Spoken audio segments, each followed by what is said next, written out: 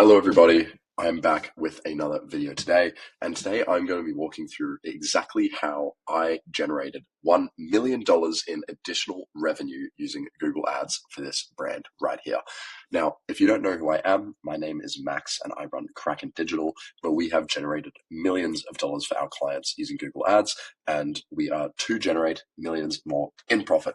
Really, really good results with our recent clients we've taken on, and I would love to help you out too. If you are interested in getting someone to run your Google Ads, please feel free to book a call down below in the description. You can book a call with me. But that is all on that front. Let's get right into the case study.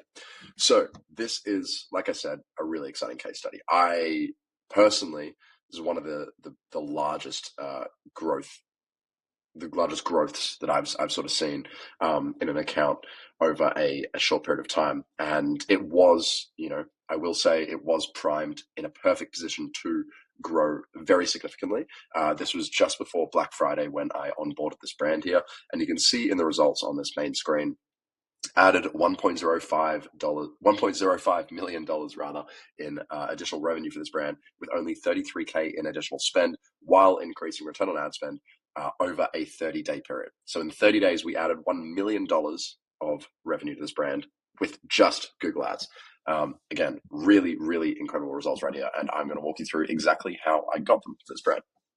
So the primary challenge that we were facing in the account was that they were already missing out on opportunities in the account and they couldn't scale, right? So first of all, they were missing out on a huge amount of potential traffic as they weren't fully saturating all of their traffic channels and potential regions. So they already had campaigns running for, shopping, PMAX, search. They had pretty much all the campaign types running, but they weren't targeted in the right way. They weren't set up in the right way. They weren't optimized in the right way in order to effectively hit all of their traffic that they were trying to hit, right? And the regions as well. And all of the regions that were available to advertise to weren't being fully saturated.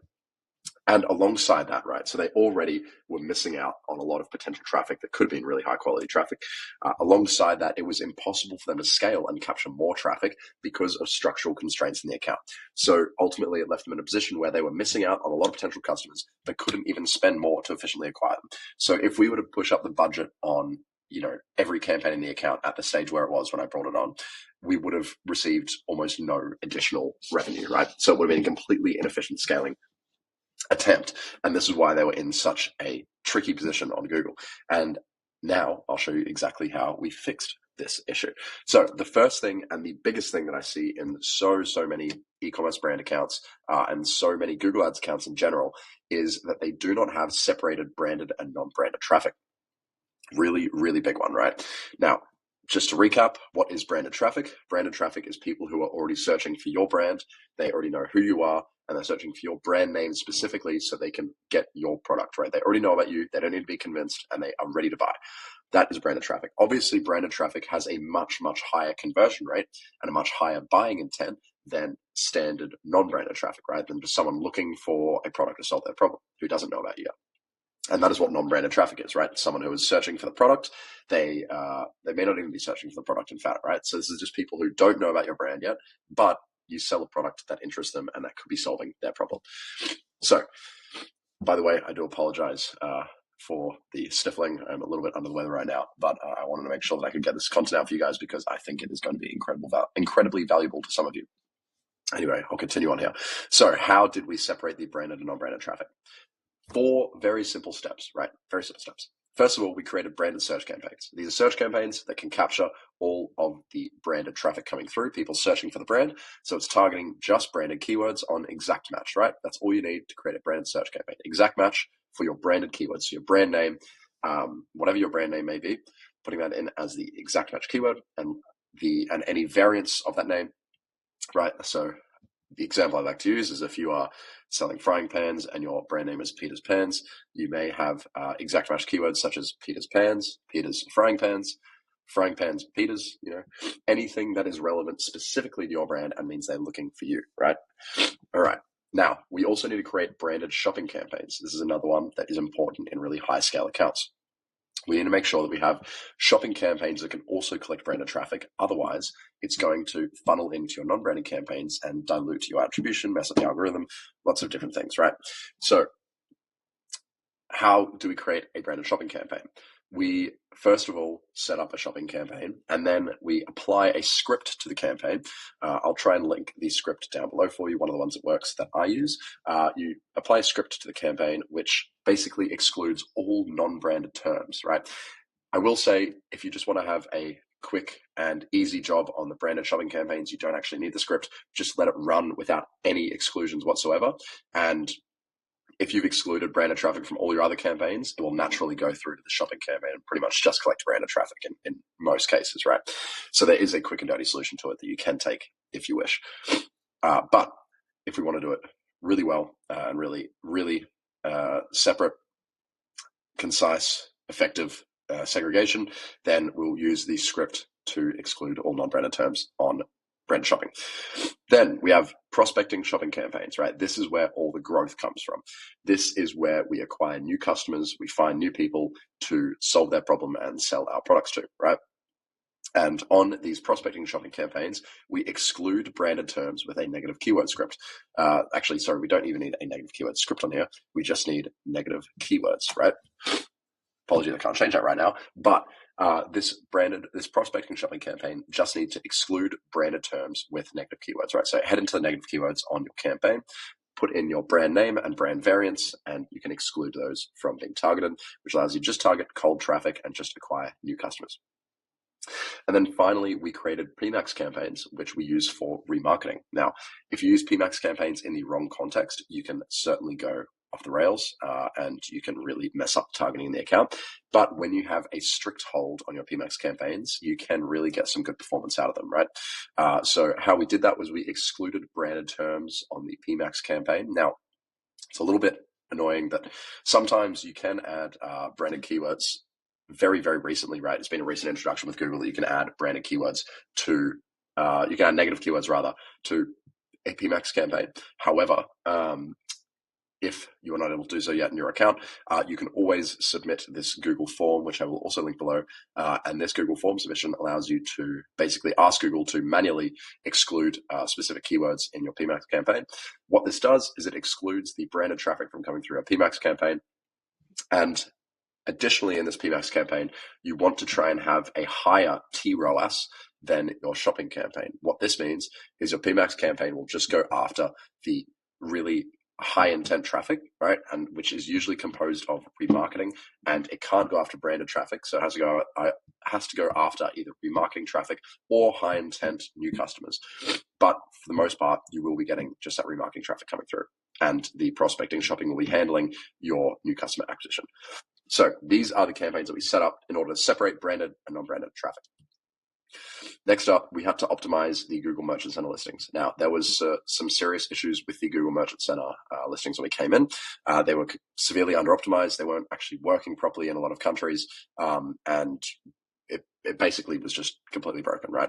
So here is a quick checklist of exactly how you can fix up a Google Merchant Center account for any brand that you are working with.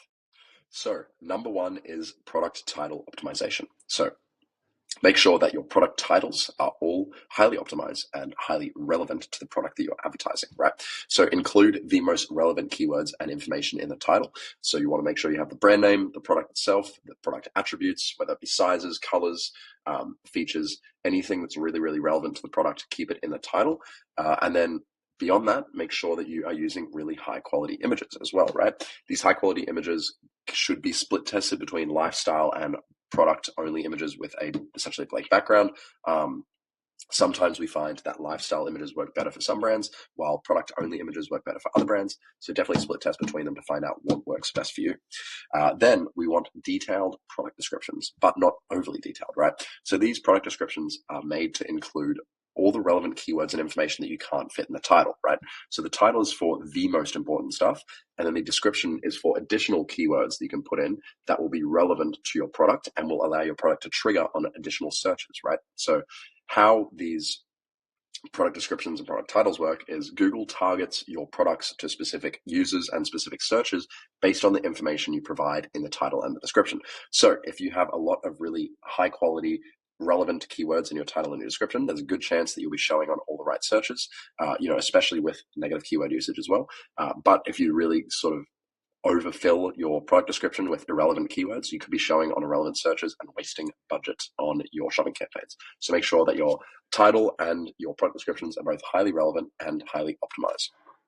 Next up, feed functionality and optimization, right? This is something that a lot of people actually miss when they're setting up, and it's a really, really big one. You need to make sure that your feed, your shopping feed, your Google Merchant Center shopping feed is completely functional in all of the regions you're targeting, right? In our case, we saw that the feed was working in Australia, but it wasn't working in any of the other countries properly. And as a result, we're missing out on a lot of potential placements, right?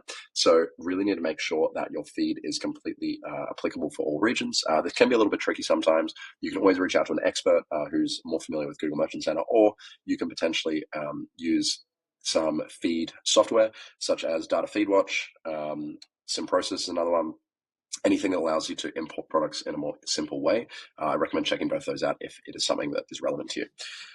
Accurate shipping information is another one, right? So what you may find is if you set up the Merchant Center with basically the automatic rushed kind of setup that just goes through Shopify, you may find that the shipping information is not imported correctly, or it's missing certain regions, or a multitude of potential errors. You can manually implement the shipping times and shipping costs to make sure everything is accurate and make sure that your products are showing accurate information and maximizing your chances of getting a conversion, right? So manually implement, or just at least manually check all of your shipping times and shipping costs and make sure they're right for each region you're targeting. Finally, complete all aspects of setup in Google Merchant Center. A lot of people sort of gloss over, they just get the Merchant Center at a bare minimum of just working, and then they don't go through all the additional aspects of setup, right? There's a lot of boring stuff you got to do. Refund policy, apologies for the typo there, refund policy, business details, all those other things that are in the settings, you've got to make sure you fill them all out or you're going to get a ban at some point, right? Make sure that your Google Merchant Center account is absolutely complete and full with all the information it needs. Otherwise, you may end up with a ban in the future. Alrighty. So what did we do after we optimized the Merchant Center? We restructured the account for maximum efficiency. So we basically set up the structure in the account which was most likely to give us the highest results. And the structure that we've found to be for this account. Now, I will preface this by saying every account is different. You don't necessarily want to use this structure in every single account. However, if you're an e-commerce brand, it is very likely that this will be an effective structure for you at this point in time on the 24th of January, 2025. So do consider looking into this structure and do consider trying it for your brand. So what do? We did, first of all, branded campaigns, right? Like I said, branded campaigns are absolutely necessary to cover all the branded bases of the account, to separate attribution effectively, and to inform the algorithm of what your customers look like. So we have branded shopping campaigns and branded search campaigns to cover all bases of branded traffic entering the account. Right, next up, prospecting shopping campaigns. Like I said, these are the brunt of the new customer acquisition effort. They exclude all branded traffic and ideally all remarketing traffic too, and were created to prospect for new customers and scale. So they're solely a object of new customer acquisition and ultimately account scaling. This is where most of our budget was going when we were rapidly scaling over that 30-day period.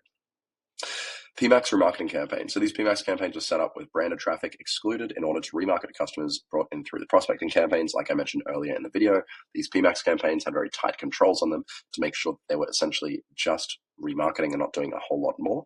And then we finally had a couple of general search campaigns. Now, these are rarely necessary for ecom, to be honest, but in periods of really high demand, these general search campaigns can actually work pretty well to increase your ubiquity in search results and capture all traffic available. So if you have a search campaign running alongside a shopping ad, alongside potential display ads, in really, really high demand periods, it's really useful to have it there just so you can have as many listings as possible. Even sometimes in low demand periods, it can actually work. I always recommend testing general search campaigns because sometimes they can pull in a positive ROAS for you, and it just gives you more real estate in the Google search results, right? If you're a shopping ad and the search ad right below it, it looks a lot better. But in any case, they increase your appearance across the web. You're just appearing in more places.